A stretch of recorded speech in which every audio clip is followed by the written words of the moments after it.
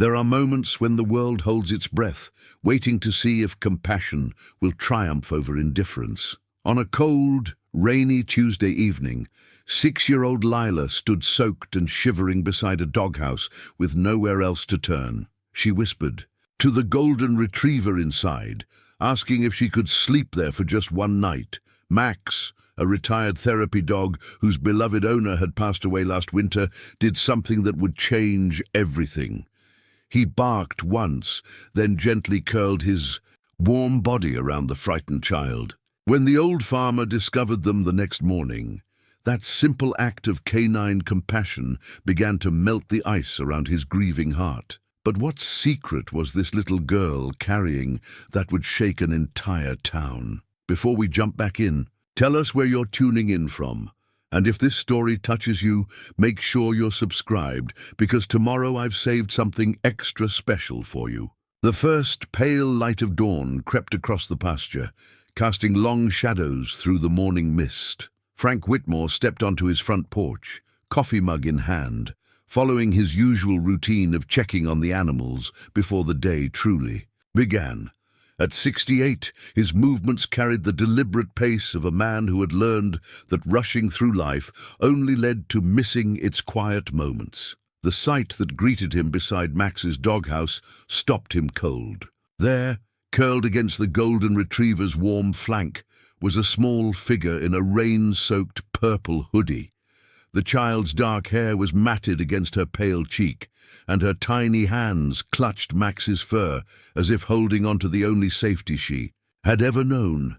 Max lifted his grizzled head at Frank's approach, his amber eyes conveying something profound, a mixture of protectiveness and pleading that Frank had only seen once before, during Martha's final weeks in the hospital. The dog's therapy collar, faded and worn from years of service, caught the morning light. It had been Martha's idea to keep it on him after her passing, a reminder of his purpose even in retirement. "Well, I'll be," Frank whispered, setting his coffee on the porch rail.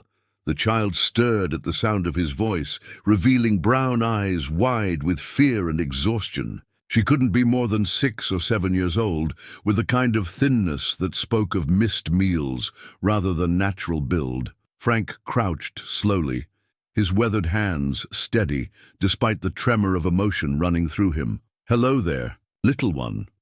I'm Frank. This is my farm, and you've met Max, I see." The girl pressed closer to the dog, who responded by gently licking her forehead.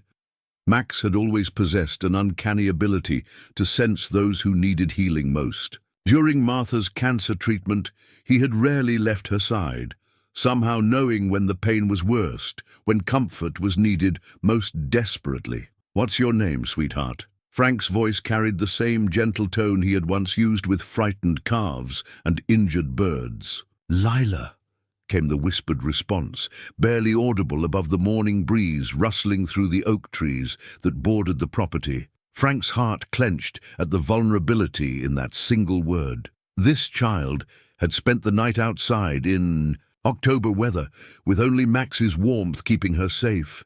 The purple hoodie she wore was several sizes too large, and her sneakers were worn thin at the soles. Everything about her spoke of a journey that no child should have to make alone.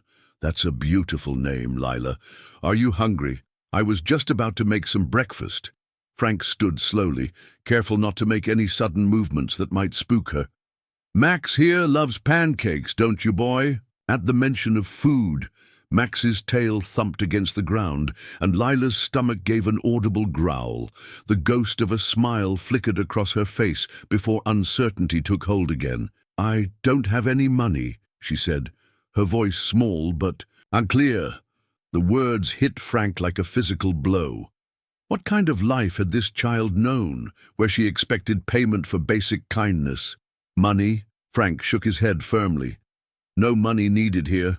Just good company and maybe some help feeding. The chickens later if you're up for it." Cedar Falls was the kind of town where everyone knew everyone else's business, where leaving doors unlocked was still common practice, and where a stranger was noticed immediately. The fact that this child had somehow arrived without anyone's knowledge suggested she had been careful to avoid detection. Frank's military training, dormant for decades, stirred to life as he considered the implications. Inside the farmhouse, Frank moved with practiced efficiency through Martha's kitchen, though he still thought of it as hers, even 18 months after her passing.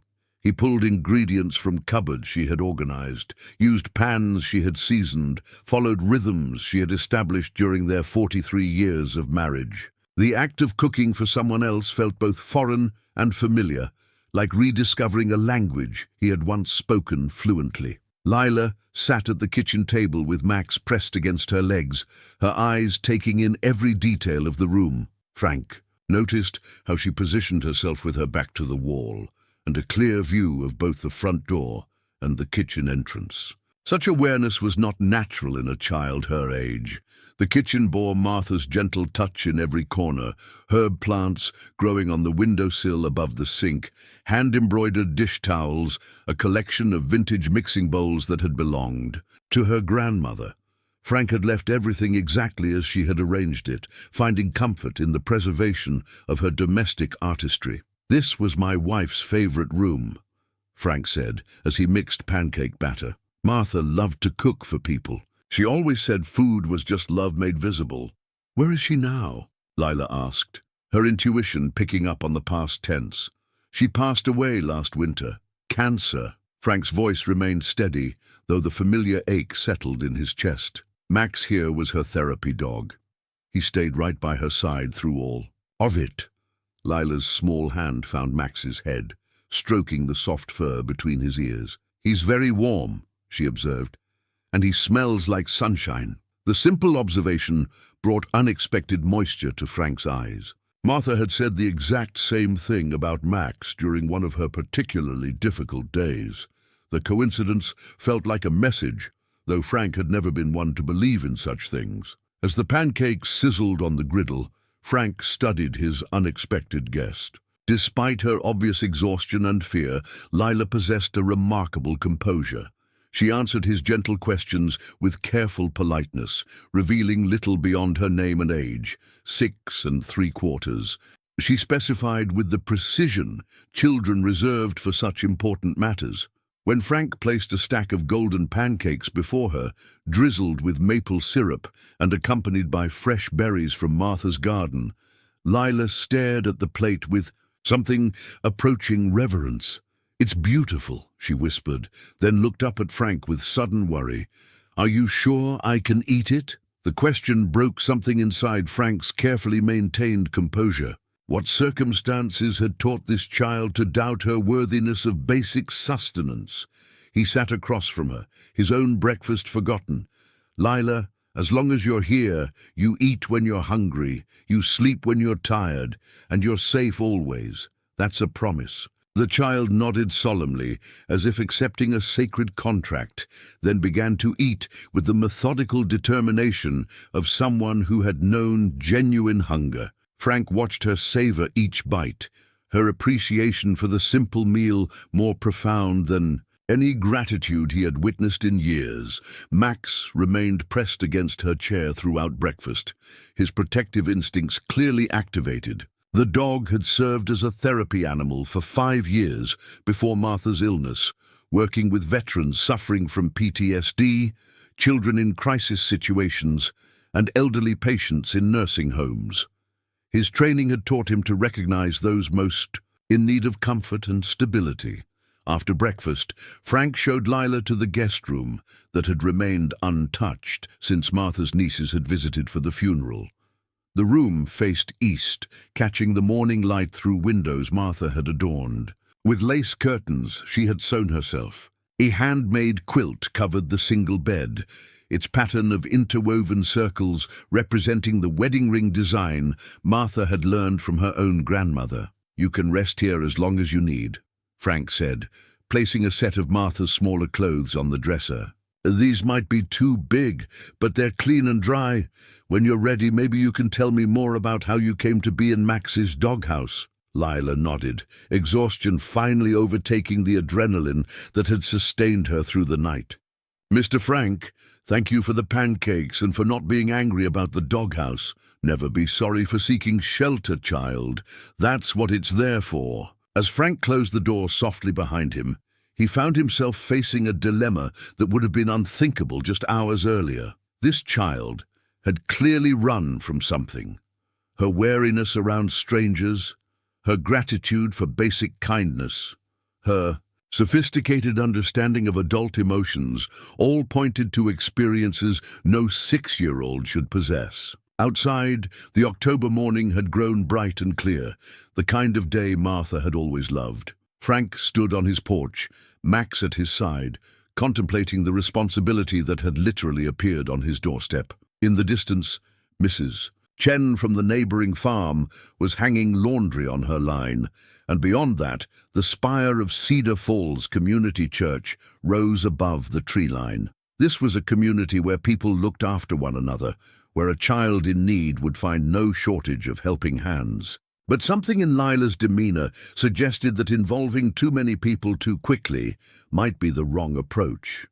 Frank had learned to trust his instincts during his years in the service, and those instincts told him this child needed careful handling. Max whined softly, his attention focused on the guest room window where a small shadow moved behind the curtains. The dog's attachment to Lila had been immediate and absolute, as if recognizing a fellow soul in need of healing. Frank reached down to scratch behind Max's ears, feeling the worn leather of the therapy collar beneath his fingers.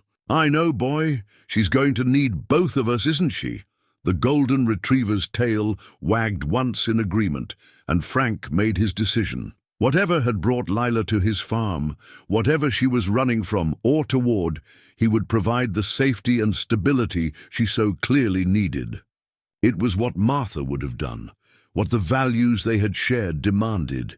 For the first time in 18 months, Frank Whitmore felt a sense of purpose beyond mere survival. By afternoon, Frank could no longer ignore the weight of responsibility settling on his shoulders. Lila had slept for nearly 6 hours, and when she finally emerged from the guest room, wearing Martha's oversized nightgown, her small face bore the telltale marks of deep exhaustion, finally catching up with conscious awareness. The reality of harboring a child without proper authorities being notified gnawed at Frank's conscience with increasing intensity. Sheriff Tom Davis had been Frank's friend for over 2 decades, ever since Tom had returned from his own military service and taken the deputy position in Cedar Falls. Their friendship had been forged through shared understanding of what it meant to serve, and deepened through the quiet tragedies and small triumphs that defined life in a rural community. If anyone could handle this delicate situation with the discretion it deserved, it would be Tom. Frank waited until Lila was occupied with Max in the yard, watching her throw a tennis ball with the careful concentration of someone unused to play, before making the call. "Tom, it's Frank. I need you to come by the farm, but keep it quiet. No sirens, no official vehicle if you can help it." "Everything all right, Frank? You sound troubled. I found a child this morning. A little girl, maybe 6 years old, spent the night in Max's doghouse. She's scared, Tom, and I get the feeling she's running from something bad." The silence on the other end stretched long enough for Frank to worry about the connection. When Tom finally spoke, his voice carried the careful neutrality of a man shifting into professional mode. "I'll be there in 20 minutes. Don't let her leave the property, Frank, and don't ask too many questions until I get there. If she's a runaway, we need to handle this by the book." Frank hung up the phone with a growing sense of unease. The book Tom referred to would likely involve social services, temporary placement, and a system that, despite its good intentions, might not recognize the unique bond already forming between Lila and Max. Some situations required more nuanced handling than official protocols allowed. Sheriff Davis arrived in his personal truck, as promised, parking near the barn rather than in front of the house. Tom had always been a thoughtful man, understanding that small gestures often determined whether a situation escalated or resolved peacefully. His approach to Lila demonstrated this same careful consideration. "Hello there," Tom said, crouching down to Lila's eye level as she pressed close to Max's side. "I'm Tom. Frank tells me you and Max have become fast friends." Lila nodded, but remained silent, her dark eyes darting between the two men with an alertness that spoke of hard-learned caution. Max positioned himself more deliberately between Lila and the newcomer, not aggressive, but clearly protective. "Lila," Frank said gently, "Sheriff Tom is here to help us figure out how to keep you safe. He's a good man, one of the best I know.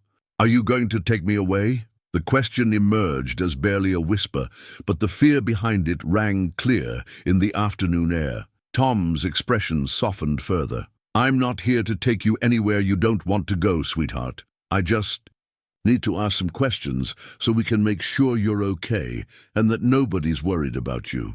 The careful interview that followed revealed both more and less than Frank had hoped.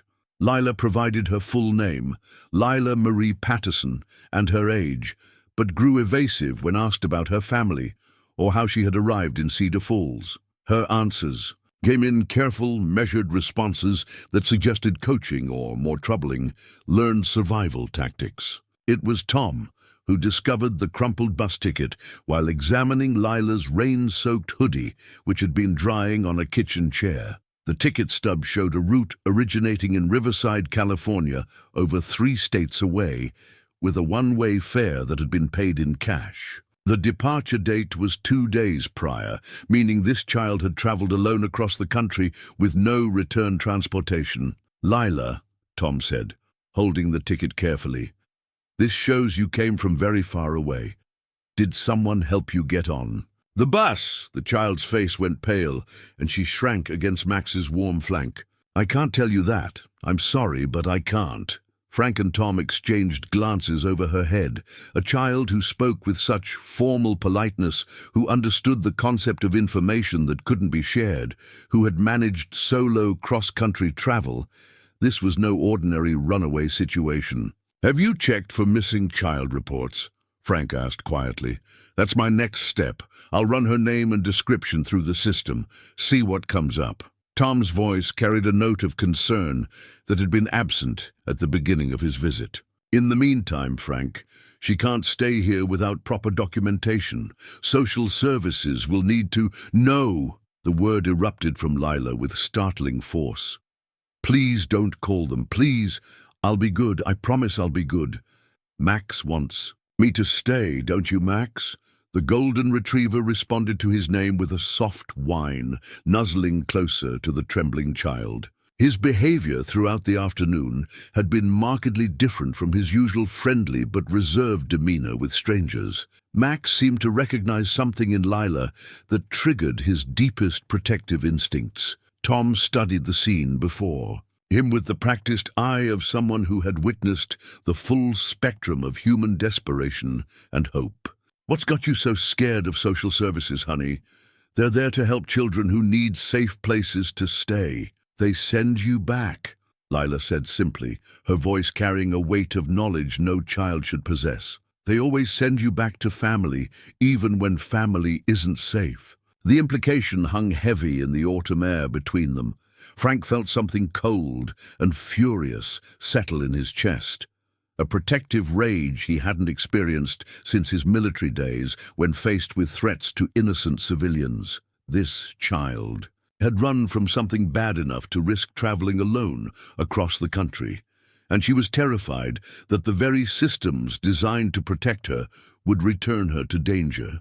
"Tom," Frank said carefully, "how long before you have to file an official report?" Sheriff Davis considered the question with the gravity it deserved. "Technically, I should have already started the paperwork, but given the circumstances and the fact that she's currently safe and cared for, I might have some discretionary time to investigate further before involving other agencies." "How much time?" "Maybe 48 hours, if I can justify the delay as necessary for proper investigation." Tom's eyes met Frank's with shared understanding. They both recognized that once the official machinery of child protection began moving, individual needs and circumstances often became secondary to protocol and procedure. "That's enough time to run background checks, see what we're really dealing with," Frank said. "If there's something bad she's running from, we need to know what it is before we make decisions about her future." Tom nodded slowly. "I'll start with missing person reports and work backward from there.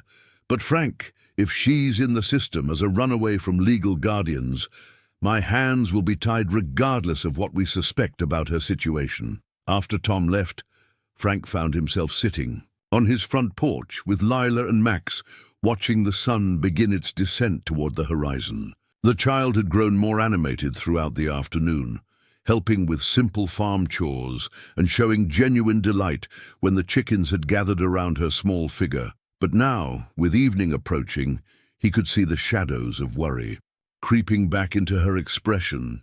"Mr. Frank," she said softly, "what happens if they make me go back?" The question pierced straight through his heart. How could he promise safety to a child when he didn't yet understand the full scope of the danger she faced? All he could offer was his own resolve and the shelter his farm could provide. "Lila, I want you to understand something very important. Whatever brought you here, whatever you're afraid of, you're not facing it alone anymore. Max chose to protect you that first night, and I'm choosing the same thing now." She studied his face with the serious consideration of someone far older than her years. "Even if it gets you in trouble, even then." That evening, as Frank tucked Lila into the guest room bed with Max curled on a blanket beside her, he made a silent promise to Martha's memory and to his own conscience. This child had appeared in his life when he needed purpose as much as she needed sanctuary. Whatever legal complexities lay ahead, whatever battles might need to be fought to ensure her safety, he would not let this little girl slip through the cracks of a system that might not see her individual worth. Outside, the October wind rustled through the trees that had witnessed decades of Whitmore family life, and Frank settled into his chair by the phone to wait for Tom's call with whatever the missing person database might reveal. The following morning arrived with the crisp clarity that only October could provide, and Frank found himself moving through familiar routines with an unfamiliar sense of anticipation. For the first time in 18 months, he had someone to cook breakfast for, someone whose well-being depended on his care and attention. The feeling was both exhilarating and terrifying. Lila emerged from the guest room wearing the smallest of Martha's old nightgowns, the fabric pooling around her tiny frame like a pale blue tent. Her hair stuck up in endearing tufts, and she rubbed her eyes with the back of her hands in a gesture so purely childlike that Frank felt his heart constrict with protective tenderness. "Good morning, sweetheart. Did you sleep well?" "Max snores," she announced solemnly, then smiled at the golden retriever who padded over to greet her. "But it's a nice snore, like purring but bigger," Frank chuckled, pulling Martha's recipe box from the cabinet above the stove. The wooden container had been his wife's most treasured kitchen possession, filled with handwritten cards accumulated over decades of marriage.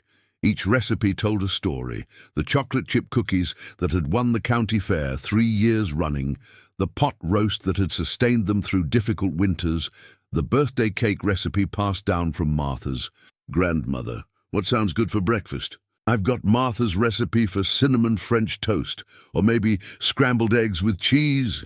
Lila approached the recipe box with reverent curiosity, standing on her tiptoes to peer at the cards Frank was shuffling through. "What's that one?" she asked, pointing to a card written in Martha's careful cursive.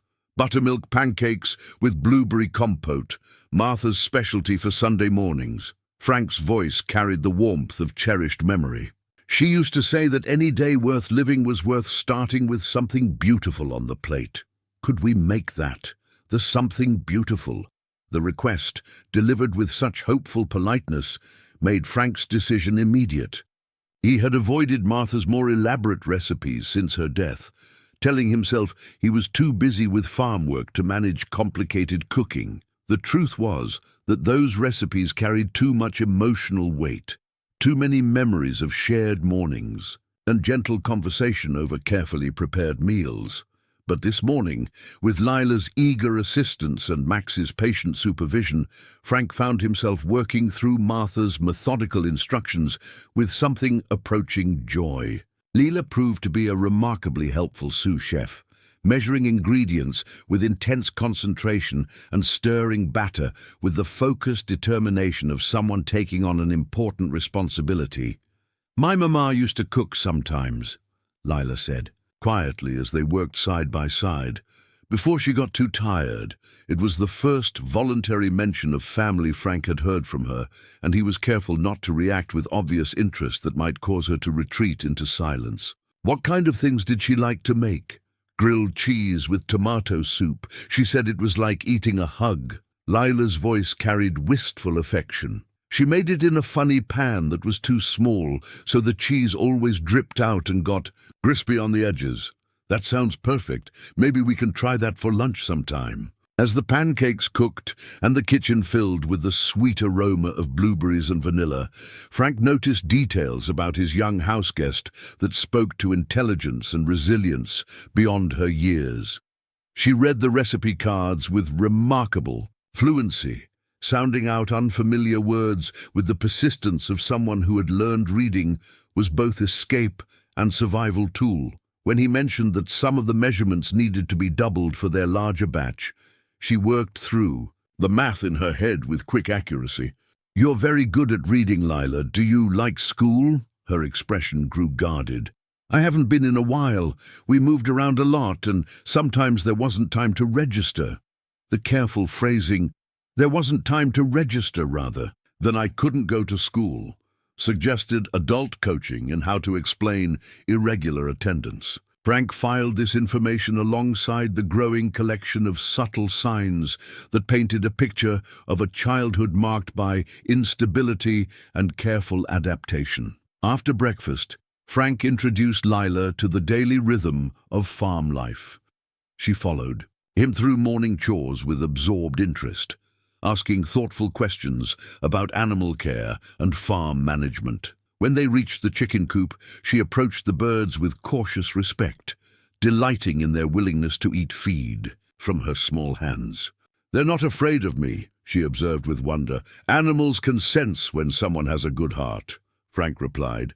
"They trust you because you move gently and speak softly." The observation seemed to please her enormously. She spent nearly an hour sitting cross-legged in the chicken yard, allowing the more social hens to investigate her presence, while Max maintained his vigilant watch nearby. It was during this peaceful interlude that Mrs. Chen appeared at the fence line separating their properties, her arms filled with what looked like children's clothing. Helen Chen had been the Whitmore's neighbor for 15 years, ever since she and her late husband had purchased the adjacent farm. She was a practical woman in her 70s, with the no-nonsense demeanor of someone who had raised 5 children and helped with twice as many grandchildren. "Frank," she called, "might I have a word?" Frank approached the fence with some apprehension. Helen was not one to pry into others' business, but the appearance of a child on his farm would naturally raise questions in a community where everyone knew everyone else's circumstances. "I happened to see the little one yesterday when Sheriff Davis was here," Helen said without preamble. "Figured she might need some proper clothes that fit." Frank's relief was immediate. "Helen, that's very thoughtful of you. Also brought some books. My youngest granddaughter outgrew them, but they're still in good condition." Helen's sharp eyes studied Lila, who was now fully absorbed in a conversation with a particularly friendly Rhode Island Red. "She's been through something difficult, hasn't she?" The blunt observation was delivered with characteristic Chen directness, but Frank heard genuine concern rather than curiosity. "We're still figuring out her situation." Helen nodded, understanding the subtext. "If you need anything, clothes, food, help with paperwork, you just ask." That child has the look of someone who's been carrying burdens too heavy for small shoulders. After Helen left, Frank brought the donated items to Lila, who received them with the careful gratitude of someone unaccustomed to unexpected kindness. The clothes were practical and well made, Jeans that would actually fit her small frame, sweaters soft with washing, sturdy shoes that would keep her feet warm and dry. But it was the books that truly captured her attention. Hélène had selected them with obvious care. Picture books with rich illustrations, early chapter books about children overcoming challenges, and several volumes of classic fairy tales. Lila ran her fingers over the covers with something approaching reverence. "Are these really for me to keep?" "Every single one," Frank assured her. "Mrs. Chen is one of the kindest people you'll ever meet. She wouldn't give you something she didn't want you to have." That afternoon, as autumn shadows lengthened across the farmyard, Frank found himself watching Lila with growing amazement. She had claimed a spot on the front porch steps with one of Helen's books. Max stretched out beside her in the warming sunlight. Every few minutes she would pause in her reading to scratch behind the dog's ears or to point out something interesting in the illustrations. The scene possessed a rightness that Frank couldn't quite articulate. It was as if the farm, which had felt hollow and purposeless since Martha's death, was slowly coming back to life through the presence of this remarkable child and her bond with his loyal companion. That evening brought the first glimpse of what lay beneath Lila's carefully maintained composure. Frank was cleaning up after dinner when he heard a cry from the guest room.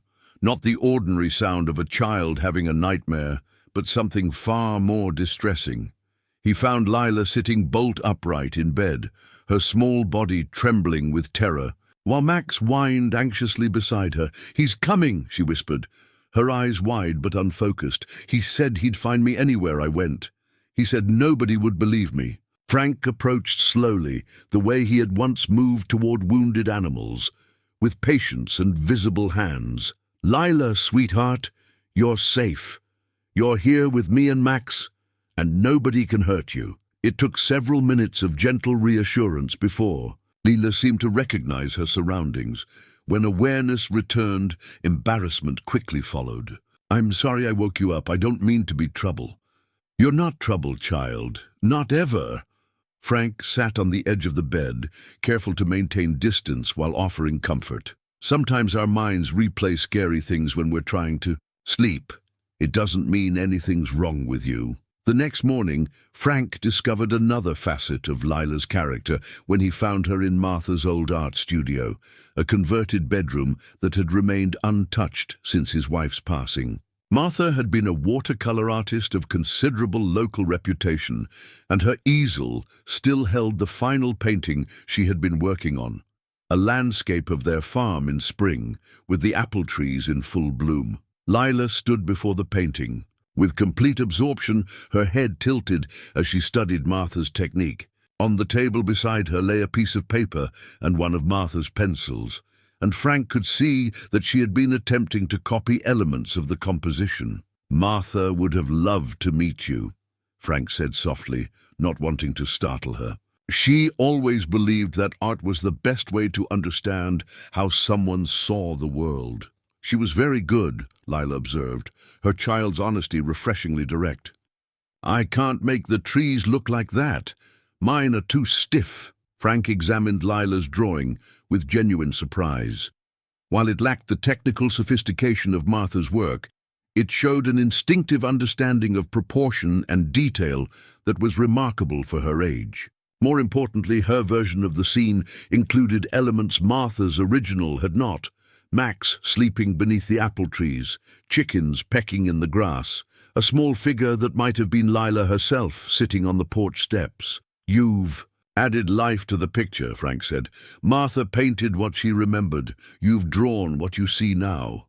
The observation seemed to please Lila immensely. She spent the rest of the morning experimenting with different pencils and papers, creating a series of small sketches that captured moments from her brief time on the farm. Max with his tennis ball, the chickens at feeding time, Frank working. In the vegetable garden, it was while she was drawing that Tom Davis called with his preliminary findings. Frank took the call in the kitchen, keeping his voice low to avoid alarming Lila. "I've got good news and bad news, Frank." "The good news?" is that there are no Amber Alerts or immediate missing person reports for a Lila Patterson matching her description. And the bad news is that there's also no record of her existing in any official capacity.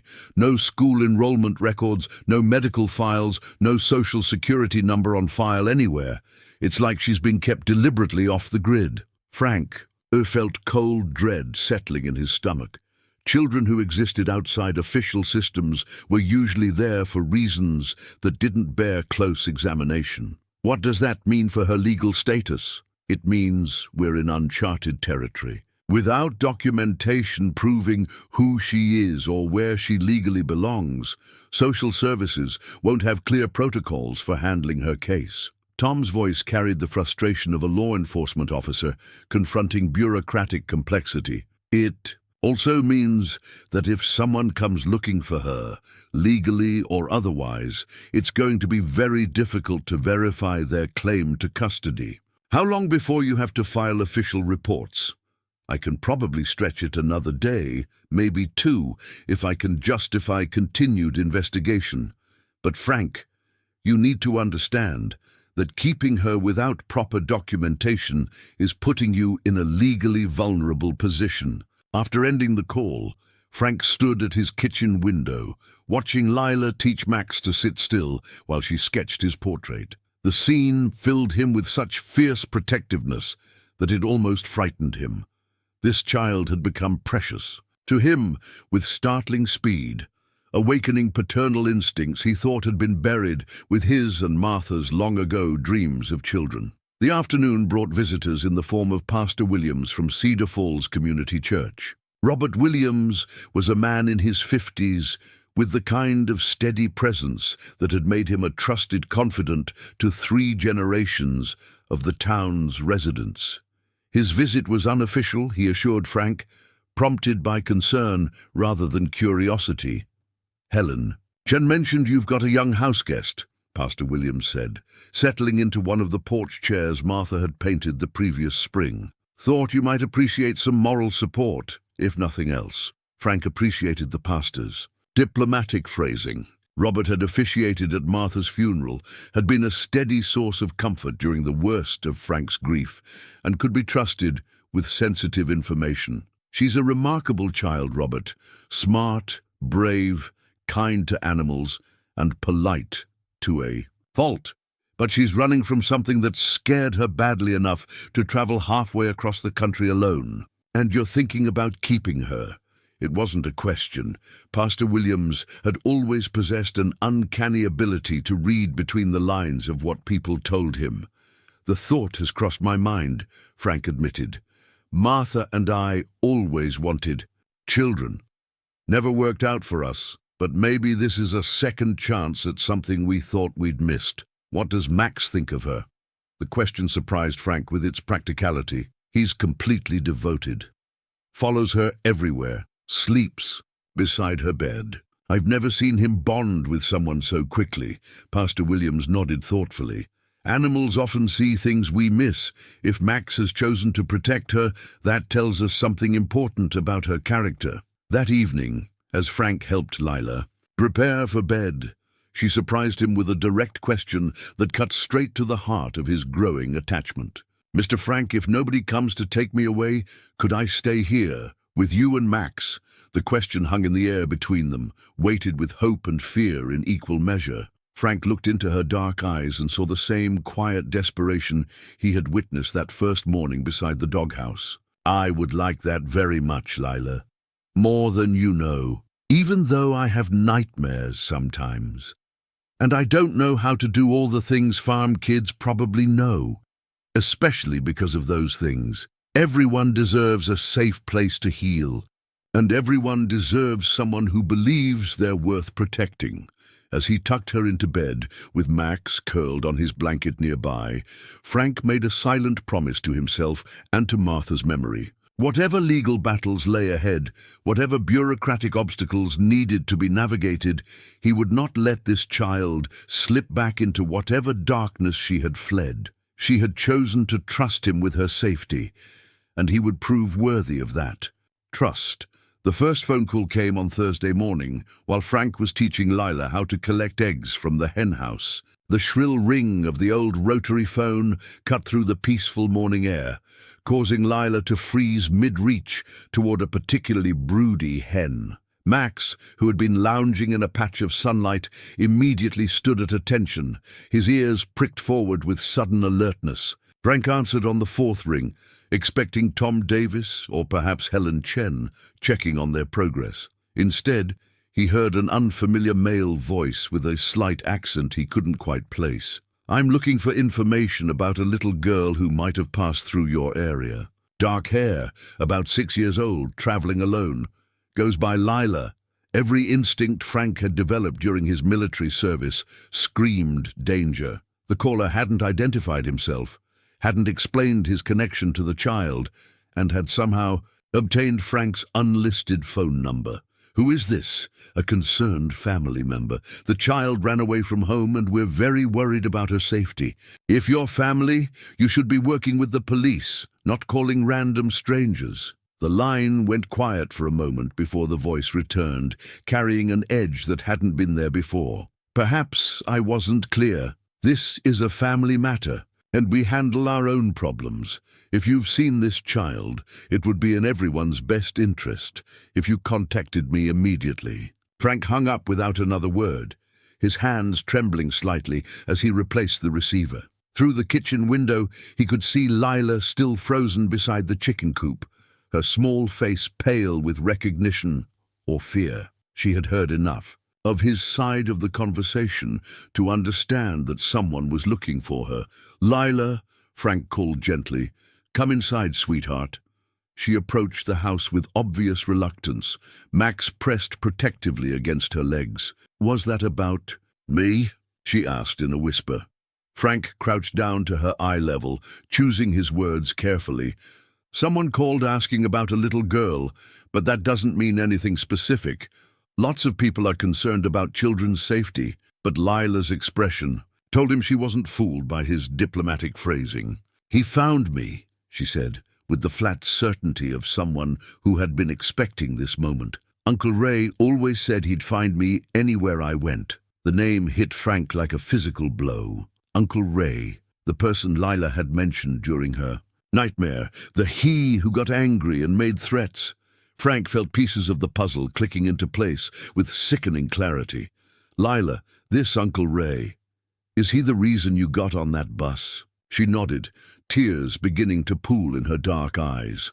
"After Mama died, he came to get me. He said I was his responsibility now, that he was going to take care of me.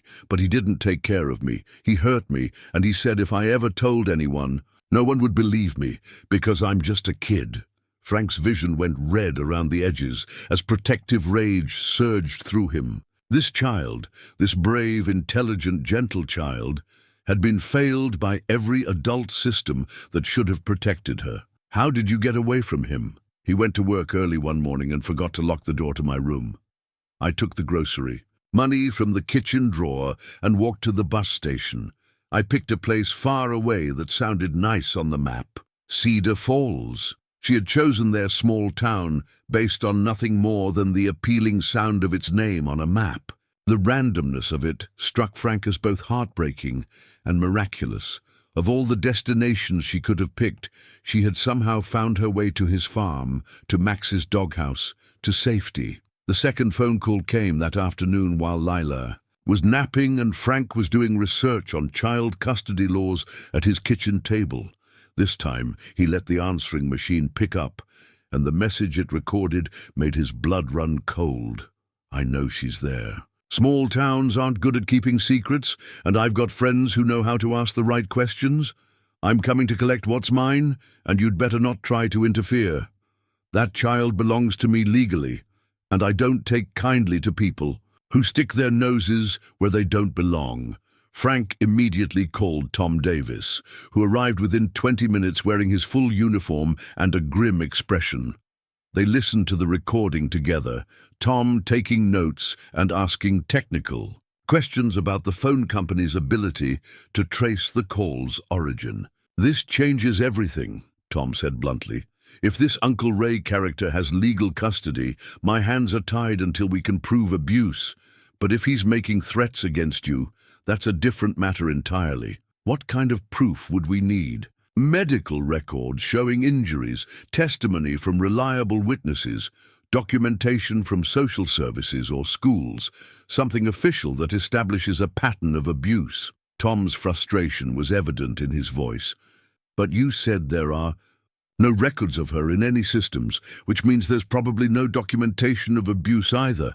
That evening, Frank installed new locks on all the doors and windows, a precaution that didn't go unnoticed by Lila. She watched him work with the quiet intensity of someone who had learned to read adults' emotions for signs of danger. "Are you scared too?" she asked as he checked the front door lock for the third time. Frank considered lying, offering false reassurance that everything would be fine. Instead, he chose honesty. "Yes, I am scared, but not for me. For you. I'm scared someone might try to take you away from here before we can make sure you're permanently safe." "What if he comes here? Then Max and I will protect you. That's a promise." As if summoned by his name, Max appeared at Frank's side, pressing his warm bulk against both Frank and Lila in a gesture of solidarity. The golden retriever's behavior had grown increasingly protective over the past few days, and Frank had noticed that Max now positioned himself with clear sight lines to all entrances whenever Lila was in a room. The third phone call came just before midnight, waking Frank from uneasy sleep. This time, the caller's voice carried unmistakable menace. "I'll be there tomorrow. Have the girl ready, or things are going to get unpleasant for everyone involved." Frank lay awake the rest of the night, staring at the ceiling and planning. By morning, he had made several decisions that would have seemed impossible just a week earlier. He called Tom Davis before sunrise, then Helen Chen, then Pastor Williams. If Ray Patterson was coming to Cedar Falls to reclaim Lila, he would find that she had more protectors than one isolated old farmer. Friday morning arrived grey and overcast, matching Frank's mood as he prepared what might be Lila's last breakfast. In his kitchen, she sensed the tension immediately, her small face grave as she helped him set the table with unusual solemnity. Max seemed equally affected, staying closer than usual and occasionally whining softly at sounds only he could hear. The support Frank had hoped for began arriving before he had finished his second cup of coffee. Helen Chen came first, carrying a large covered dish and wearing her most determined expression. She was followed by Pastor Williams and his wife Margaret, then by Tom Davis in his patrol car, and finally by Dr. Sarah Coleman from the county. "Hospital, we've been talking," Helen announced without preamble, setting her dish on the counter with authority. "This child needs advocates, and we're volunteering for the job." Frank felt a wave of emotion that threatened to overwhelm his composure. These people, his neighbors, his friends, were offering to involve themselves in what could become a complicated legal situation, potentially putting their own reputations and peace of mind at risk for a child they barely knew. "You don't understand what you might be getting into," Frank warned. "This could get messy, and there could be legal consequences for anyone who helps me keep her here." Pastor Williams settled into one of Martha's kitchen chairs with the calm deliberation of a man accustomed to difficult conversations. "Frank, sometimes doing what's right puts us at odds with what's legal. That doesn't change our responsibility to protect the vulnerable." Dr. Coleman opened her medical bag and began arranging supplies on the counter. "If this child has been abused, there will be physical evidence. I can document any injuries or signs of neglect, create an official medical record that could support custody proceedings." "With Lila's permission," Frank said quickly. "I won't allow anyone to do anything that makes her feel more frightened or violated." "Of course. But Frank, if she's been hurt, that documentation could be the key to keeping her safe permanently." Tom Davis had been studying the threatening messages Frank had recorded, taking notes and occasionally shaking his head with disgust. "I've contacted the state police about the threats. They're treating this as a potential kidnapping situation.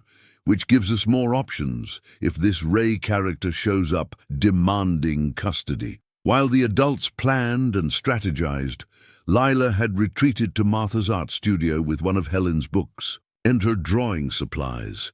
Frank checked on her periodically, finding her absorbed in creating detailed sketches of the farm, as if she were trying to memorize every corner of the place that had become her refuge. "Are all those people here because of me?" she asked during one of his visits. "They're here because they care about you, and they want to make sure you stay safe." She considered this with the seriousness she brought to most adult concepts. Even though they don't really know me, sometimes caring doesn't require knowing everything about someone. Sometimes it just requires seeing that they need help. The poor observations seemed to comfort her, and she returned to her drawing with renewed focus. Frank noticed that her latest sketch showed the farmhouse surrounded by people. Helen at the chicken coop, Pastor Williams on the porch, Dr. Coleman in the garden, Tom Davis beside his patrol car. At the center of it all, she had drawn herself, and Max sitting on the front steps safe within a circle of protection.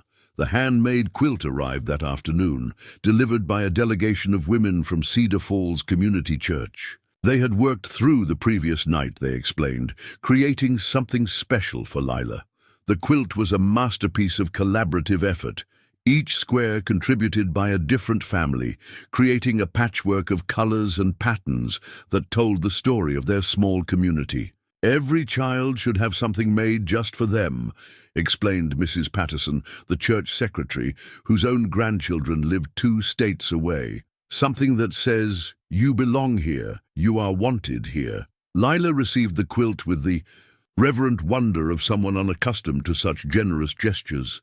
She ran her small hands over each square, studying the different fabrics and patterns as if committing them to memory. When she looked up at the circle of women surrounding her, her eyes were bright with tears. "It's the most beautiful thing I've ever seen," she whispered. "Thank you." That evening, as Frank helped Lila spread the new quilt over her bed, she asked the question that had been weighing on both their minds all day: what happens if Uncle Ray really comes tomorrow? Frank sat on the edge of her bed, choosing his words with care. "Then we'll face it together. You won't be alone, and you won't be unprotected. This whole community has chosen to stand with you." "But what if he has papers that say I belong to him? What if the law says I have to go with him, even though he hurts me?" The question cut straight to Frank's deepest fears. Legal custody was a powerful thing, and Ray Patterson might indeed have documentation that gave him rights over Lila, regardless of what he had done to her in the past. "Lila, there are laws that protect children from people who hurt them, even if those people are family. Dr. Coleman is going to examine you tomorrow, with your permission, to document any signs that you've been harmed. That evidence could help a judge understand why you can't go back to Uncle Ray." She nodded with the stoic acceptance of someone who had learned not to expect fairness from the adult world. "Will it hurt when she examines me?" "She'll be very gentle, and I'll be right there with you if you want. Dr. Coleman has children of her own, and she understands how to make medical examinations as comfortable as possible for young patients." As Frank tucked Lila in beneath her new quilt, with Max curled protectively on his blanket beside her bed, he felt the weight of responsibility settling more heavily on his shoulders. Tomorrow would bring answers, one way or another. Either Ray Patterson would appear to claim custody of Lila, forcing a confrontation that could determine her future, or the threats would prove empty, buying them more time to build a legal case for her protection. But tonight, surrounded by tangible evidence of community support and wrapped in a quilt made by hands that wanted her to feel safe, Lila could sleep, knowing she was not facing her fears alone. Frank sat in the hallway outside her room for nearly an hour after she had drifted off, listening to the soft sounds of her breathing and Max's gentle snores, preparing himself mentally for whatever tomorrow might bring. Saturday morning brought an unseasonably warm October day, as if nature itself were providing comfort for the difficult conversations that lay ahead. Dr. Coleman arrived early, her gentle manner and patient approach helping to ease Lila's anxiety about the medical examination. Frank remained nearby throughout the process, offering reassurance while respecting the doctor's need to conduct a thorough assessment. What Dr. Coleman found made her face go pale with controlled anger.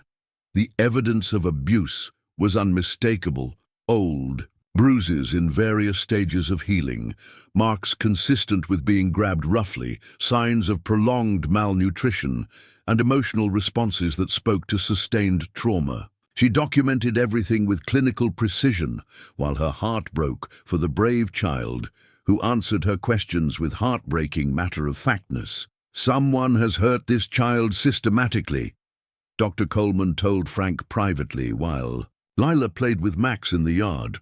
"The physical evidence is clear, but more concerning are the psychological indicators. She shows classic signs of chronic fear and hypervigilance. This wasn't occasional discipline, this was sustained abuse." The official documentation that Dr. Coleman prepared would prove crucial in the hours that followed, but it was Lila's own revelation that truly changed everything. It came unexpectedly, triggered by a simple question about her favorite memories with her mother. They were sitting together on the front porch swing, the same spot where Frank had spent countless evenings with Martha during their marriage. Lila was working on a new drawing while Frank whittled a small wooden figure he intended as a gift for her. The comfortable silence between them felt natural and healing. "Mr. Frank," Lila said suddenly, looking up from her sketchpad, "I need to tell you something important, something I wrote down so I wouldn't forget." She disappeared into the house and returned with a small notebook Frank had never seen before, worn and water-stained, with pages that showed the careful handwriting of a child determined to record important information. When she handed it to him, her small hands trembled slightly. "I wrote down everything that happened after Mama died. Uncle Ray said nobody would ever believe me, but I thought if I wrote it down, maybe someday someone would read it and know I was telling the truth." Frank opened the notebook with reverence, understanding immediately that he was holding something precious and terrible. Lila's entries began just days after her mother's death, written in the careful script of a child who had learned to read and write early. The early pages described her confusion about her mother's funeral, her fear about what would happen to her, and her hope that Uncle Ray would take good care of her as he had promised. The tone changed quickly as later entries revealed the reality of life with Ray Patterson.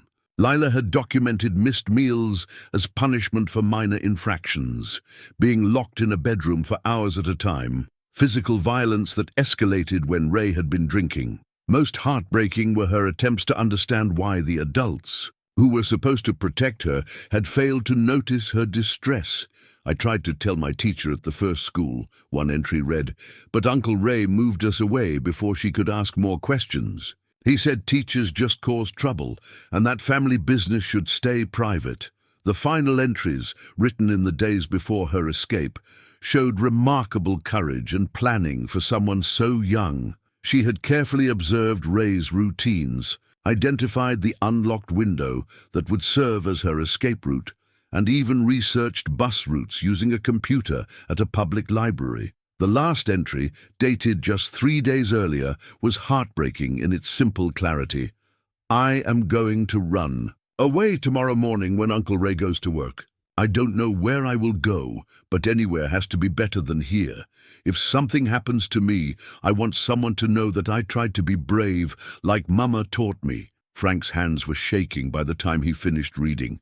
This child, this impossibly brave, intelligent child, had endured horrors that would have broken many adults, yet she had found the strength to save herself and the wisdom to document her experience for others who might not believe her word alone. "Lila," Frank said, his voice thick with emotion, "this notebook is the most important thing you could have shared with me. Thank you for trusting me with your story. Is it enough to keep Uncle Ray from taking me back?" "Yes, sweetheart, I believe it is." That afternoon brought the confrontation Frank had been dreading.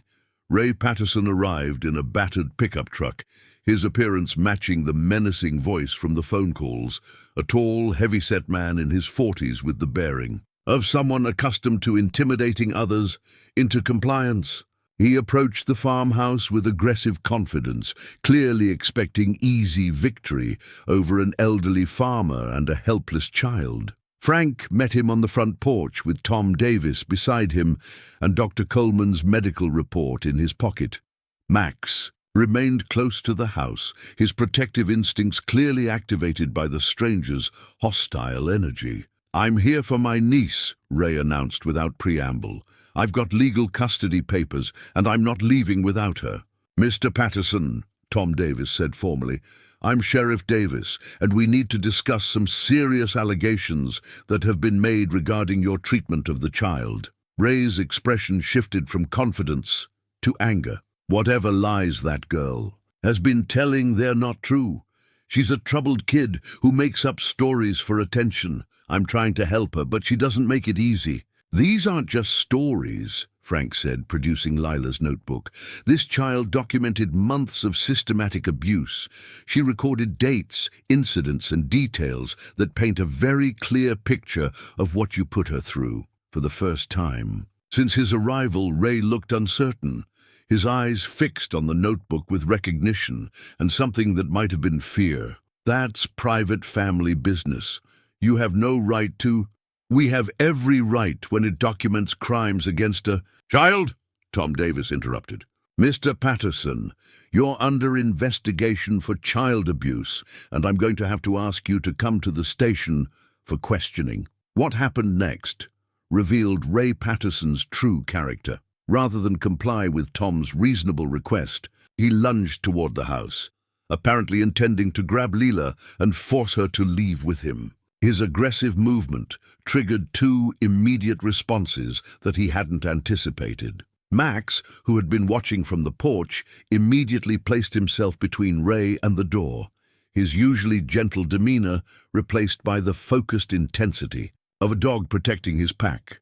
The golden retriever's size and obvious determination gave Ray pause, but it was Tom Davis's quick action that ended the confrontation. "Mr. Patterson, you're under arrest for threatening behavior toward a minor and interference with a law enforcement investigation." As Tom placed Ray in handcuffs, the man's facade of concerned family member finally cracked completely.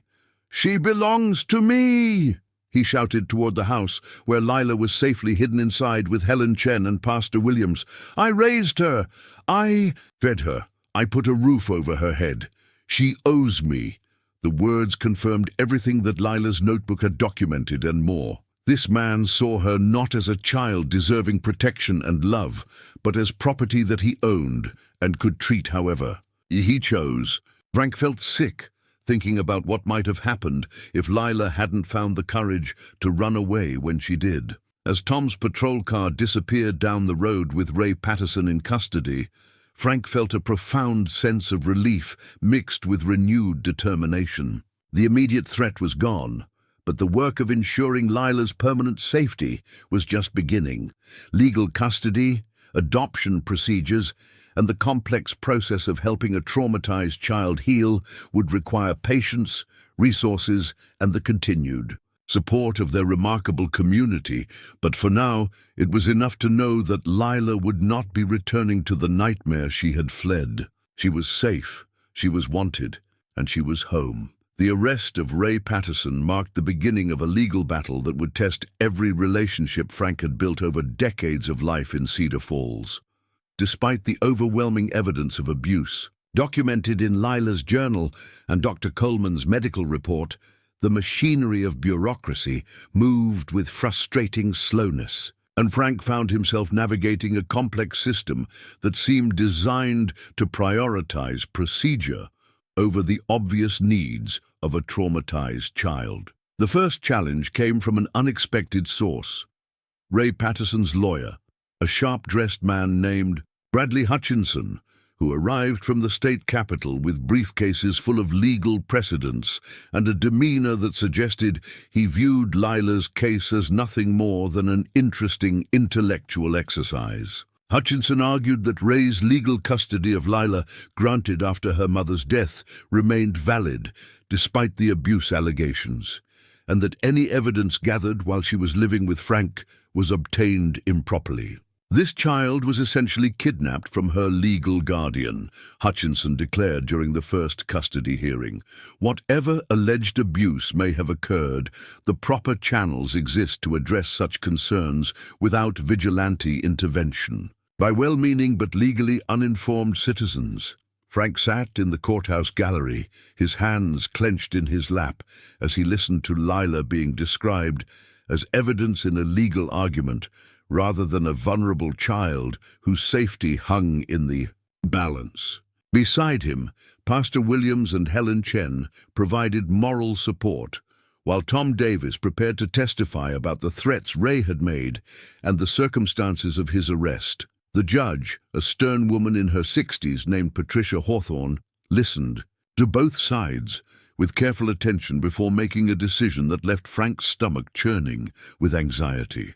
While she agreed that the abuse allegations were serious enough to warrant investigation, she also ruled that Lila could not remain with Frank indefinitely without proper legal standing, unless Frank could initiate formal custody proceedings. Within 2 weeks, Lila would be placed in foster care pending resolution of the abuse case. 2 weeks, Frank said to his court-appointed attorney as they left the courthouse. How am I supposed to navigate the adoption process in 2 weeks when some of these procedures normally take months? Margaret Foster, a family law specialist, who had volunteered her services pro bono after hearing about Lila's situation, was already making notes on her legal pad. We'll have to request an emergency expedited hearing based on the exceptional circumstances. The documented abuse, combined with Lila's clear attachment to you and Max, might convince Judge Hawthorne to grant temporary custody while we complete the formal adoption process. That evening, Frank faced one of the most difficult conversations of his life. Lila had spent the day at Helen Chen's house, safely away from the courthouse drama, but she deserved to understand what was happening and what might come next. He found her in Martha's art studio, working on a large drawing that showed their farm, surrounded by protective walls made of rainbows and flowers. Lila, he said gently, settling into the chair Martha had once used for her own artistic work. We need to talk about some grown-up things that are happening because of Uncle Ray. She looked up from her drawing with the serious expression she wore when preparing herself for difficult news. Are they going to make me go away from here? Frank's heart clenched at the direct question. I'm doing everything I can to prevent that from happening. But there are some legal things we have to work through, and it might take a little time. How much time? We have to go to court again in 2 weeks. If the judge agrees that I should be allowed to adopt you officially, then you can stay here permanently. If not, he couldn't bring himself to finish the sentence. If not, I'll have to go live with strangers until everything gets sorted out. Lila completed with devastating matter-of-factness. I understand. Adults have rules they have to follow, even when the rules don't make sense. Her calm acceptance of this potential disruption only made Frank more determined to fight for her. This child had already endured too much uncertainty, too many broken promises from adults who should have protected her. He would not allow the legal system to fail her as well. The next week blurred together in a frantic series of meetings, document preparations, and character references. Frank's military service record was reviewed, his financial stability assessed, his home environment evaluated by social workers who seemed more interested in checking boxes than understanding the genuine love and security he could provide for. Lila Dr. Coleman submitted additional medical documentation supporting Lila's need for stable placement with people she trusted. Pastor Williams provided character references not only for Frank, but for the entire Cedar Falls community that had rallied around Lila's cause. Even Helen Chen underwent a background check to serve as an emergency caregiver if needed. The most challenging moment came when Frank realized he might need to make the ultimate sacrifice to secure Lila's future. His savings, depleted by Martha's medical expenses and modest farm income, would not be sufficient to cover both the legal fees and the improvements to his property that social services deemed necessary for permanent child placement. The solution lay in Martha's jewelry box, specifically the diamond engagement ring that had been his grandmother's before it became Martha's. Frank sat at his kitchen table the night before the custody hearing, holding the ring up to the lamplight, and remembering the day he had placed it on Martha's finger 44 years earlier. She had been 24 then, radiant with joy and hope for their future together. The ring had remained on her finger until the very end, when swelling from medication had made it necessary to remove it for her comfort. She would understand, Frank said aloud to the empty kitchen. She would want this ring to help save a child. Max, lying nearby, lifted his head at the sound of Frank's voice and padded over to rest his muzzle on Frank's knee. The gesture of comfort from his loyal companion strengthened Frank's resolve. Martha would indeed understand. She had always believed that love was meant to be shared, not hoarded, and that the greatest legacy anyone could leave was the positive impact they had on others' lives. The morning of the custody hearing arrived grey and cold, with the kind of bitter wind that promised winter was not far away. Frank, dressed in his best suit, the one he had worn to Martha's funeral, and carefully pinned his military service pins to the lapel. If he was going to fight for Lila's future, he would do so with every advantage he could muster. Lila had spent the previous night at Pastor William's house, sparing her the anxiety of waiting for news that would determine her fate. Frank had promised to come get her immediately after the hearing, regardless of the outcome, so that she would hear the decision from him rather than from strangers. The courthouse was more crowded than Frank had expected. Word of Lila's case had spread throughout Cedar Falls, and dozens of community members had taken time off work to attend the hearing in a show of support. Helen Chen sat in the front row with Dr. Coleman and Tom Davis. Pastor Williams was scheduled to testify about Frank's character and the community's commitment to supporting Lila's placement. But the most powerful testimony came from an unexpected source. Judge Hawthorne had ordered that Lila be interviewed privately by a court-appointed child advocate, a gentlewoman named Susan Pierce, who specialized in representing children's interests in custody disputes. Ms. Pierce had spent 2 hours with Lila the previous day, and her report would carry significant weight in the judge's final decision. "Your Honor," Ms. Pierce said as she took the witness stand, "in 20 years of advocating for children in similar situations, I have rarely encountered a case where the child's preferences and best interests align so clearly with the proposed placement. Lila Patterson is an exceptionally mature and articulate child who has demonstrated remarkable resilience in the face of documented abuse. Her attachment to Mr. Whitmore and his dog Max has provided the first stable emotional foundation she has known since her mother's death." Frank listened with growing hope as Ms. Pierce described Lila's clear preference to remain on the farm, her obvious sense of security in Frank's care, and her remarkable progress in healing from trauma during the brief time she had been with him. "Most significantly," Ms. Pierce continued, "this child has found her voice. She was able to articulate her experiences clearly and advocate for her own needs, something that speaks directly to the safe environment Mr. Whitmore has provided. In my professional opinion, removing Lila from this placement would constitute a significant disruption to her emotional recovery and could potentially re-traumatize her." When Judge Hawthorne finally rendered her decision, Frank felt as if the entire courtroom was holding its breath. The judge's voice was measured and careful, as she reviewed the evidence, the testimony, and the competing legal arguments that had been presented. While Mr. Patterson's legal custody of the minor child was properly established following her mother's death, the evidence of systematic physical and emotional abuse is overwhelming and credible. The state's interest in protecting children from harm supersedes any previous custody arrangements when those arrangements have proven harmful to the child's welfare. Frank's heart pounded as he waited for the crucial next words. Furthermore, the evidence demonstrates that the minor child has formed a beneficial and healing attachment to Mr. Whitmore and his household. The community support for this placement is extraordinary and speaks to the child's likelihood of thriving in this environment.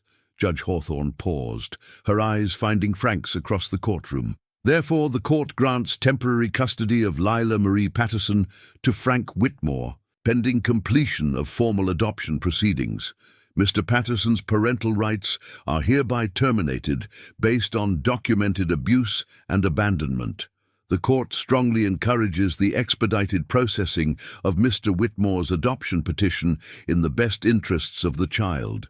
The courtroom erupted in quiet applause and relieved tears. Frank felt his knees buckle with gratitude and relief as Pastor Williams steadied him with a firm hand on his shoulder.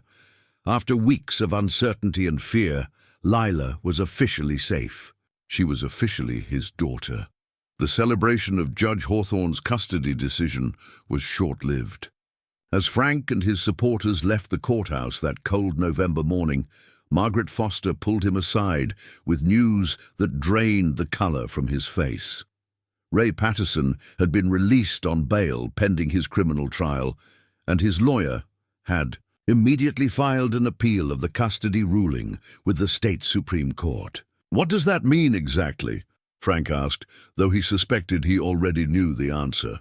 "It means we're not done fighting," Margaret replied grimly. "Patterson's attorney is arguing that the local court exceeded its authority and that the abuse evidence should be thrown out on procedural grounds. If the appeal succeeds, temporary custody could be reversed while the case works its way through higher courts." Frank felt the familiar cold dread settling in his stomach. "How long does an appeal take? Could be months, maybe longer. But Frank, there's something else you need to know. Patterson's lawyer has hired a private investigator to dig into your background, looking for anything that might discredit your fitness as a guardian." The news hit Frank like a physical blow. The idea that his own past, his service record, his marriage to Martha, his quiet life as a farmer, would be scrutinized and potentially twisted to serve Ray Patterson's agenda filled him with protective rage. This wasn't just about legal maneuvering anymore. It was a direct assault on everything he had built and everyone he loved. That afternoon, Frank drove to Pastor Williams' house to collect Lila, trying to compose his face into something that wouldn't alarm her. She ran to greet him the moment he walked through the door, her small arms wrapping around his waist with fierce affection. "Did the judge say I can stay?" she asked, looking up at him with hopeful eyes. "She did, sweetheart. You're officially my little girl now." Lila's smile was radiant, transforming her entire face with joy. But Frank's own expression must have revealed his underlying worry, because her happiness quickly shifted to concern. "But something else is wrong, isn't it?" Frank marveled again at this child's ability to read adult emotions with startling accuracy. "Uncle Ray's lawyer wants to argue with the judge's decision. It might take a while before everything is completely settled." "How long is a while?" "I don't know exactly. But Lila, I want you to understand something very important. No matter what happens with lawyers and courts and paperwork, you are my daughter now. I will never stop fighting to keep you safe." That evening brought an unexpected visitor who would change the trajectory of their legal battle in ways Frank couldn't have anticipated. Detective Maria Santos from the California State Police arrived just as Frank was helping Lila with homework at the kitchen table. Tom Davis had called ahead to let Frank know she was coming, but her presence still filled the farmhouse with tension. Detective Santos was a compact woman in her 40s with intelligent eyes and the kind of quiet authority that came from years of dealing with difficult cases. She accepted Frank's offer of coffee and settled into one of Martha's kitchen chairs with professional courtesy. "Mr. Whitmore, I'm here because Ray Patterson's case has opened up a much larger investigation. We've been tracking him for months in connection with a network that exploits vulnerable children for financial gain." Frank felt his blood turn to ice. "What kind of network?" "Custody fraud, primarily. Patterson and others identify children who've lost parents and have limited family support. They establish legal guardianship, collect government benefits and support payments, then move the children frequently to avoid detection when abuse is reported. Lila had gone very still at the kitchen table, her pencil frozen over her math worksheet. Max, sensing the tension, moved to position himself between her chair and the detective. "How many children?" Frank asked quietly. "We're not sure yet. Patterson had custody documents for 3 other children besides Lila, but we haven't been able to locate them yet. That's why your case is so important, Mr. Whitmore. Lila is the first child who successfully escaped this network and can provide testimony about how it operates." The implications hit Frank like a sledgehammer. This wasn't just about one abusive man trying to reclaim custody of his victim. It was about dismantling an entire system that preyed on orphaned and vulnerable children. Lila hadn't just saved herself when she climbed onto that bus. She might be the key to saving other children trapped in similar situations.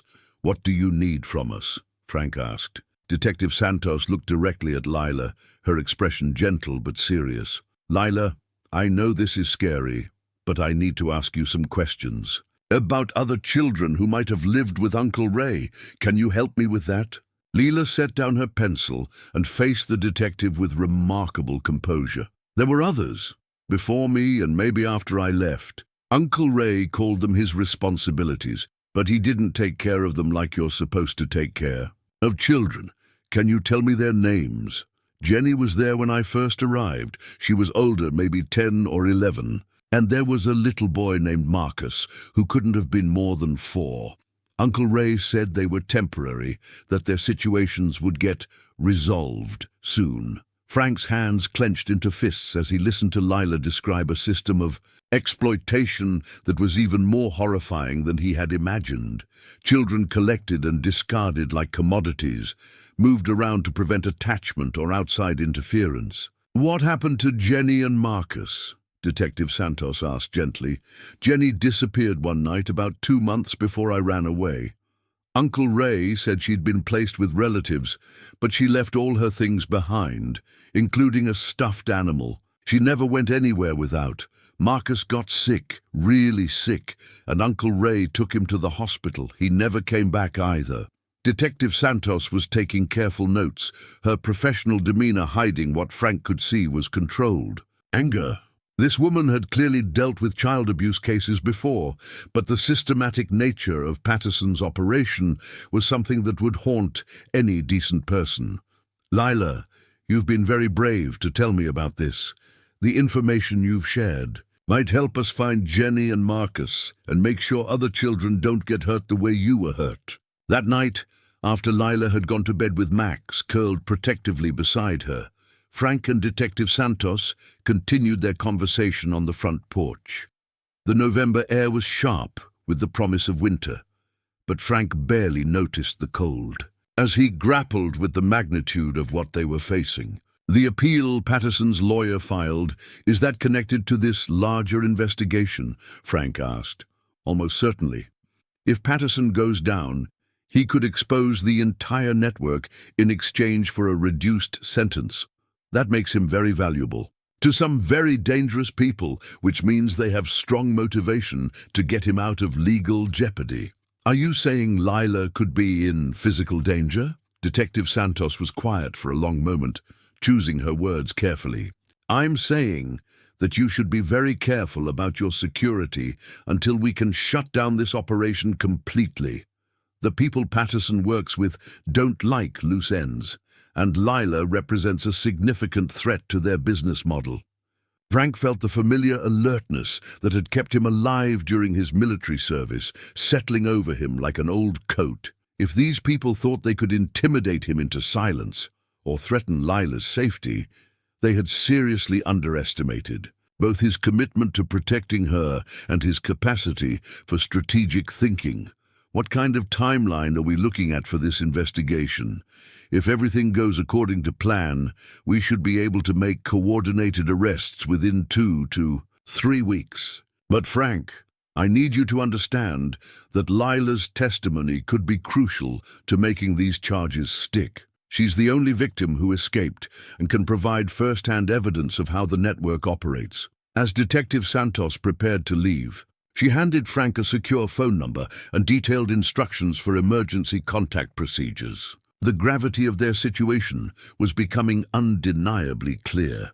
They were not just fighting one man's claim to custody, but challenging an entire criminal enterprise that had built its success on the exploitation of children who had no one else to protect them. Standing on his front porch as the detective's car disappeared into the darkness, Frank looked up at the guest room window where Lila slept safely under her community-made quilt. Tomorrow would bring new challenges and possibly new dangers, but tonight she was home, she was protected, and she was loved.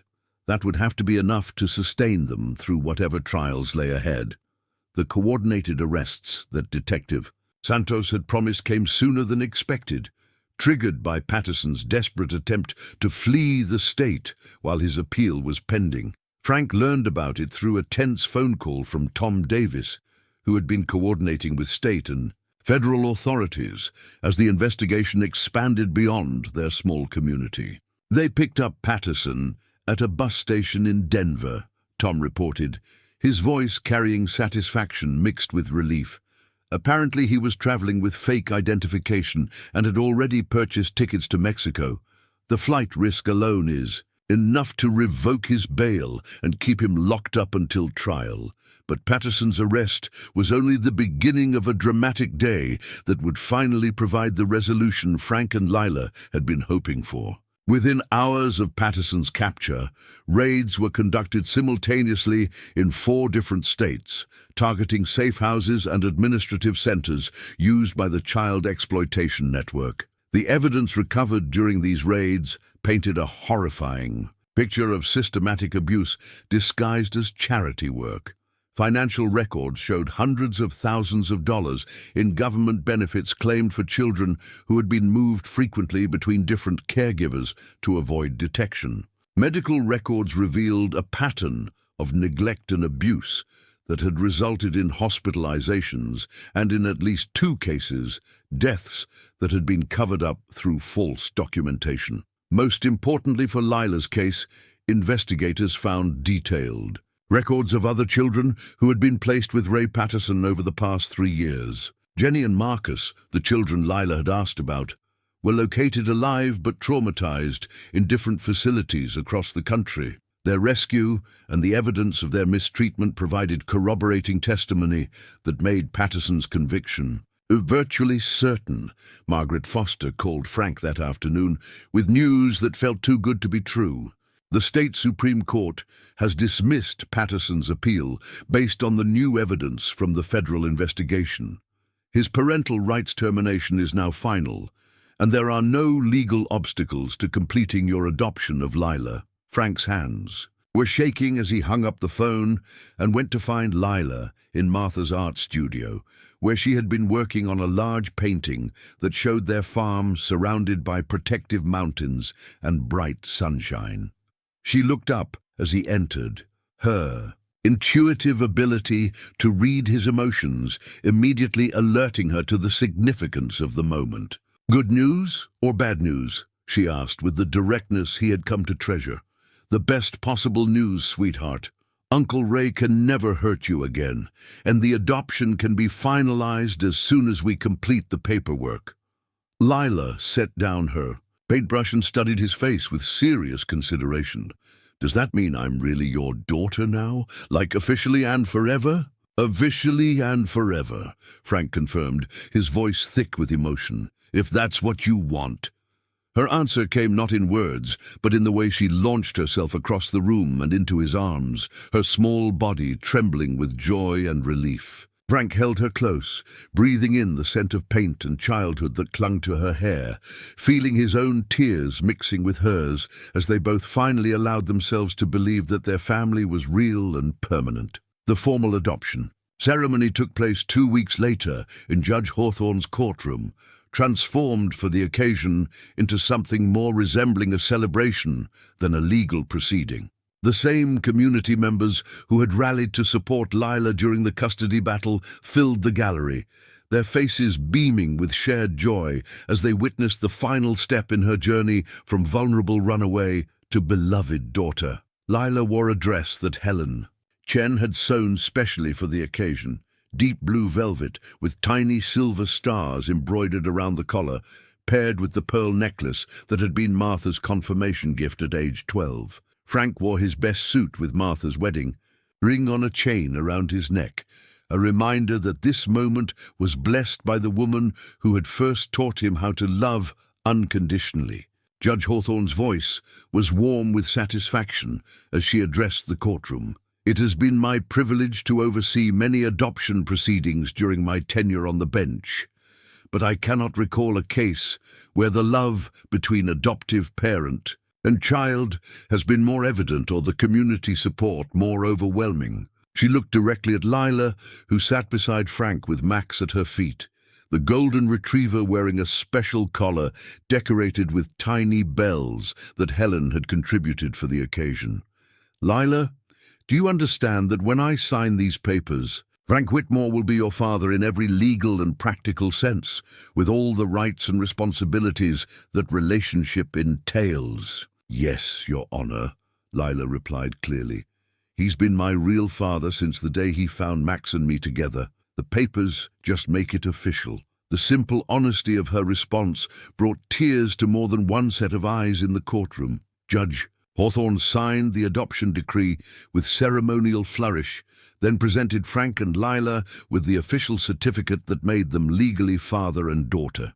Congratulations to the Whitmore family, she announced, and the courtroom erupted in applause that seemed to go on forever. The celebration continued that evening at the Cedar Falls Community Center, where the entire town had gathered for a potluck dinner in honor of their newest family. Tables groaned under the weight of casseroles and desserts contributed by dozens of families, while children, who had become Lila's friends, decorated the walls with handmade signs welcoming her home. Pastor Williams offered a blessing over the meal that captured the gratitude everyone felt for witnessing Lila's transformation from frightened runaway to confident, loved child. Dr. Coleman presented Lila with a scrapbook documenting her medical recovery and emotional growth since arriving in Cedar Falls. Tom Davis, wearing civilian clothes for once, made a toast to the power of community action in protecting the vulnerable. But perhaps the most meaningful moment came when Detective Santos, who had traveled from California specifically for the adoption ceremony, presented Lila with updates on the other children who had been rescued from Patterson's network. Jenny and Marcus were both in recovery, placed with loving families who understood their special needs. 5 other children had been located and were receiving the medical care and emotional support they needed to heal from their traumatic experiences. You saved them, Detective Santos told Lila quietly. By having the courage to run away and tell your story, you gave us the information we needed to find them and bring them to safety. Lila listened to this with the serious attention she brought to all important matters, then nodded with satisfaction. Good. Nobody should have to be scared all the time like we were. As the evening wound down and neighbors began clearing dishes and folding chairs, Frank found himself standing in the doorway of the community center, watching Lila demonstrate her artistic techniques to a group of fascinated children. Max lay nearby, his therapy dog instincts activated by the presence of so many young people who benefited from his calm, comforting presence. Helen Chen appeared at Frank's elbow, following his gaze with a smile. That child has found her place in the world, hasn't she? She's found her voice too, Frank replied. Sometimes I think she's wiser than any of us. Trauma either breaks children or makes them stronger than they have any right to be, Helen observed. Lila chose strength, but she needed safe people to make that choice possible. As they drove home through the November darkness, Lila fell asleep in the passenger seat of Frank's truck, exhausted by the emotional intensity of the day. Max rode in the back, his golden head visible in the rearview mirror, alert and watchful as always. Frank navigated the familiar roads toward their farm, toward the house that had once been his and Martha's and was now genuinely home to all 3 of them. The doghouse where Lila had first found shelter sat in its usual spot beside the front porch, weathered but sturdy, transformed from simple animal shelter into a symbol of hope and second chances. Frank made a mental note to have it restored and preserved, not just as a reminder of how their family began, but as a testament to the truth that safety could be found in the most unexpected places for those brave enough to ask for it. Spring arrived early that year, bringing with it a sense of renewal that seemed to touch every corner of the Whitmore farm. The apple trees that Martha had planted years earlier burst into bloom with unusual abundance, their delicate pink and white blossoms creating a canopy of hope over the yard where Lila now played with the confident joy of a child who had never known such security was possible. 6 months had passed since the adoption ceremony, and the transformation in Lila was nothing short of remarkable. The hyper-vigilant wariness that had marked her early days at the farm had given way to the natural curiosity and enthusiasm of a healthy 7-year-old. She had grown taller and stronger, her face filling out with the glow that came from regular meals and peaceful sleep. But more importantly, she had grown into herself, confident in her place in the world and secure in the knowledge that she was loved unconditionally. School had provided its own challenges and triumphs. Lila's exceptional reading ability and artistic talent had quickly caught her teacher's attention, leading to placement in advanced programs that challenged her intellectually while providing the stability she needed emotionally. Mrs. Patterson, the same church secretary who had contributed a square to Lila's special quilt, had become Lila's second-grade teacher, creating a seamless connection between home and school that helped ease any lingering anxieties. "She's reading at a 5th-grade level," Mrs. Patterson reported during a parent-teacher conference that still filled Frank with wonder every time someone referred to him as a parent. "And her artwork shows remarkable sophistication for her age. But more importantly, she's learned to trust adults and form friendships with other children. That's often the hardest part of recovery for children who've experienced trauma." The art studio that had once been Martha's creative sanctuary had gradually transformed into something that reflected both its history and its new purpose. Martha's easel still held a place of honor, but it now shared the space with a child-sized table where Lila worked on drawings and paintings that showed her world expanding with each passing day. Her early sketches of the farm had given way to portraits of friends, landscapes that included places beyond their property line, and imaginative drawings of adventures she hoped to have someday. Frank had learned to balance his protective instincts with his recognition that Lila needed room to grow and explore. When she asked to join the school's art club, he had said yes despite his initial impulse to keep her close to home.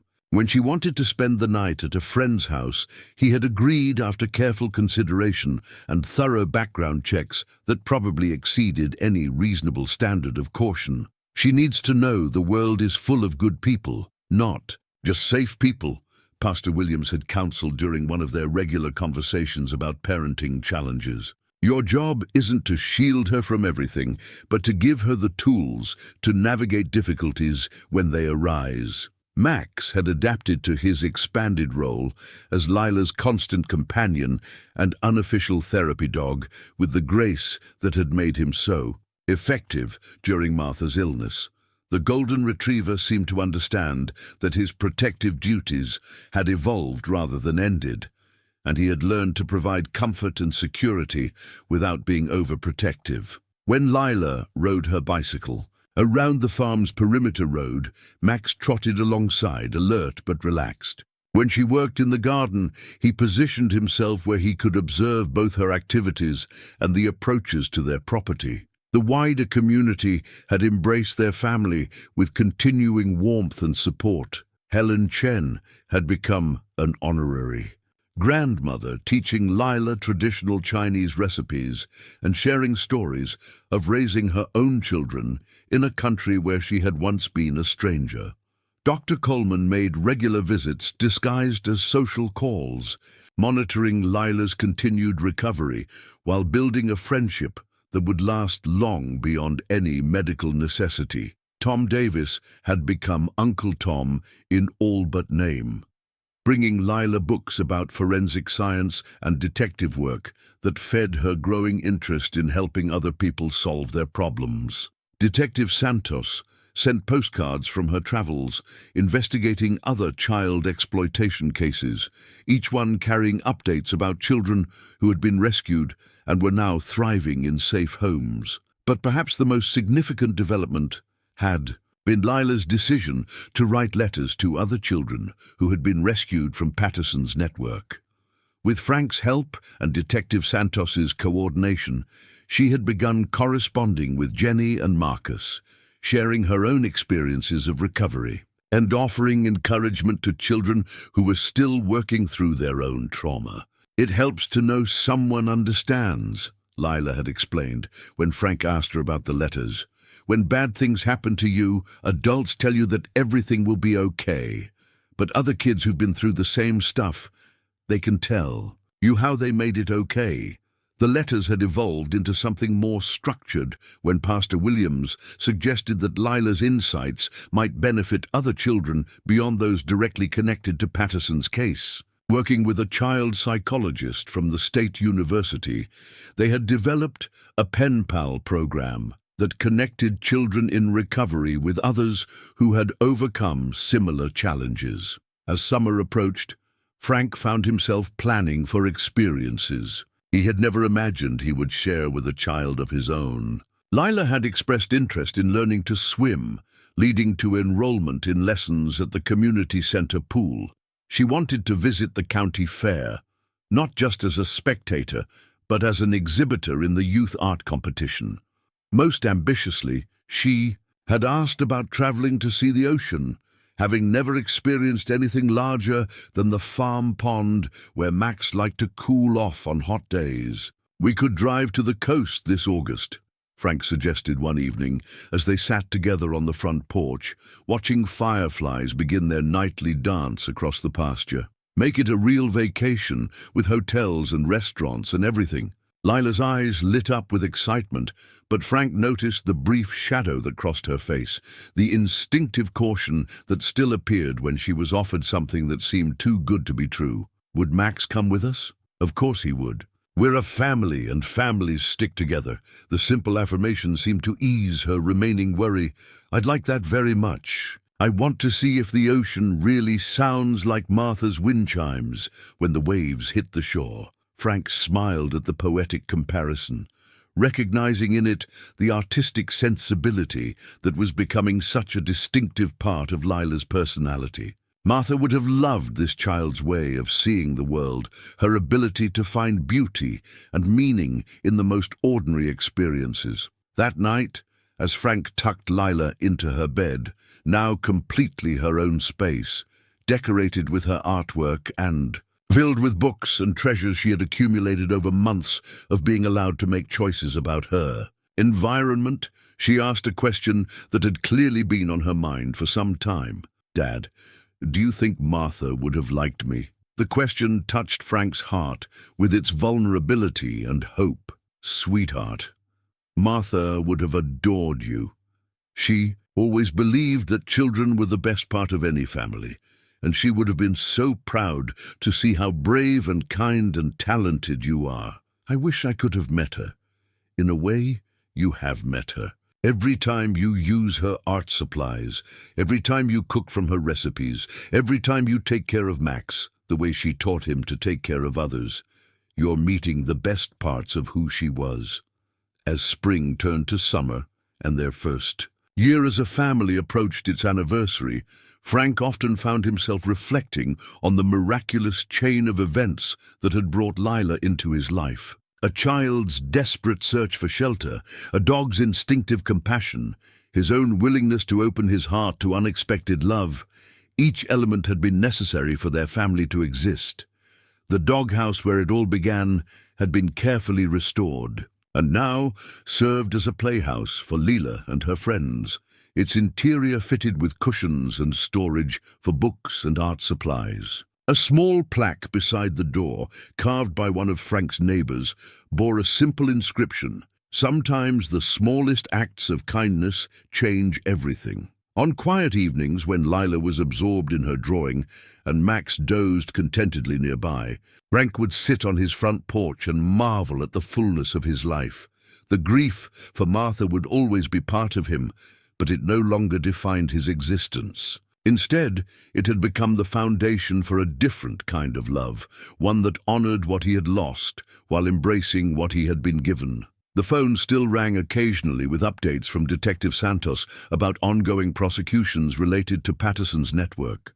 Ray Patterson himself had been sentenced to 15 years in prison, his conviction serving as a warning to others who might prey upon vulnerable children. The broader investigation had led to reforms in how custody cases involving orphaned children were monitored, creating safeguards that might prevent future exploitation. But for Frank, the most meaningful outcome was much simpler and more personal. In saving one child who had asked a dog for shelter on a cold night, he had discovered that love could indeed grow in the most unexpected places. Their family might not look like what anyone had planned, but it was exactly what all of them had needed, a place where courage was rewarded, kindness was returned, and hope could take root and flourish.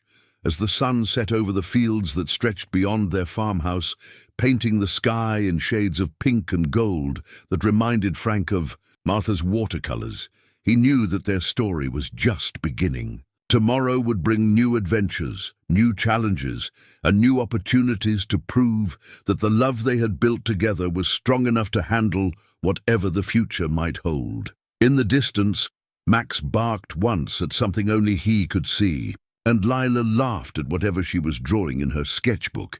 The sounds of his family settled around Frank like a blessing, and he smiled as he remembered Martha's favorite saying, "Love made visible in the most ordinary moments of an extraordinary life."